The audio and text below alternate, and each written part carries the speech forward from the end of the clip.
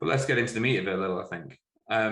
So COVID-19, effectively, global pandemic, effectively changing the way that we work and what we do forever, probably. And some of the impacts to this is is it an extinction event? For companies, this is, of course, the Dow FTSE saw the biggest quarterly drops in the first 3 months of the year since 1987. This was back in last year. United States, the price of barrel of West Texas Intermediate, it's a big indicator of the stock market and what's happening there, to negative for the first time in history. So huge things there. And actually, if you weren't pivoting your organization to really make the best use of the people and the humans in the system that you work with, then you're going to be hitting a blockbuster moment anytime, right? You're going to be hitting a position where you're not relevant necessarily, you're not be able to leverage the creativeness. But it was really hard for huge amounts of organizations and huge amounts of people. Furlough in the UK, people being made redundant, contracts being cancelled. It was huge. The impact was massive. And organizations also got massively impacted across the board. Lots of different sectors, lots of different impacts there across everything, really.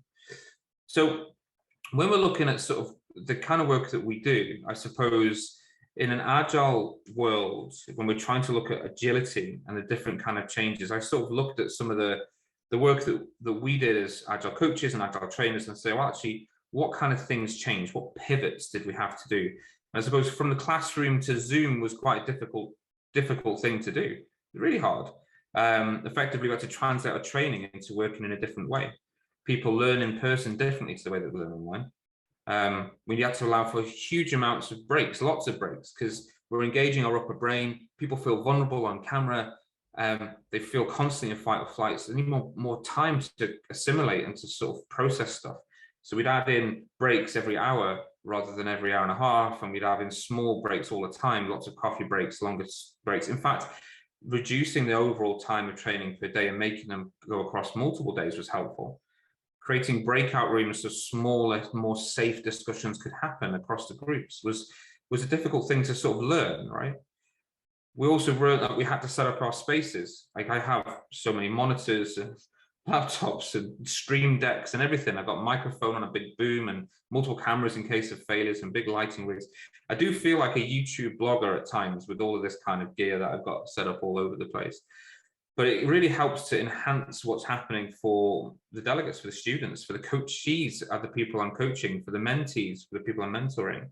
So making sure that I've got these things set up is really helpful for anybody, really. So investing in this is something that you have to do, something that you don't normally have to do. Just turn up with a bunch of Sharpies and a bunch of Post-its, and generally you're set for a class, right? It's all good. Of course, there was new tools to learn as well. Like Mural is one of them, or Miro is another we use. Trello, Jira is something that a lot of people use, but now we're using it completely remotely rather than just in the office. Zoom, Teams, the bane of Teams. Well, I mean, they're getting better for sure. And all of this types of visual tools, depending on the client, depending on the environment, we had to pivot to learn. There's a huge learning curve for a lot of this stuff, for a lot of agilists out there. And from office to the kitchen table, right? So how are you going to do that at home? You used to have a secure space to do that in, a nice safe space you could set up, but if you're working from home, how could that help? Well, you need to find a quiet space. You've got kids running around, you're in the middle of the house, everyone's kind of going stir crazy. How can you do this? Well, we set up different options here, like maybe a headset is easier for you. Make sure you do have that quality camera, make sure you do have that lighting in place. Get a decent internet connection. I find that multiple screens help me, but some people find them distracting. I find that it's really helpful to have everything sort of geared around me so I can move around. But just be conscious of that when you're working, because it can also feel like you're looking at something else completely and you're distracted. So just be conscious of how you keep yourself aware there, especially on the kitchen table where you may need to be constantly on and off mute all the time.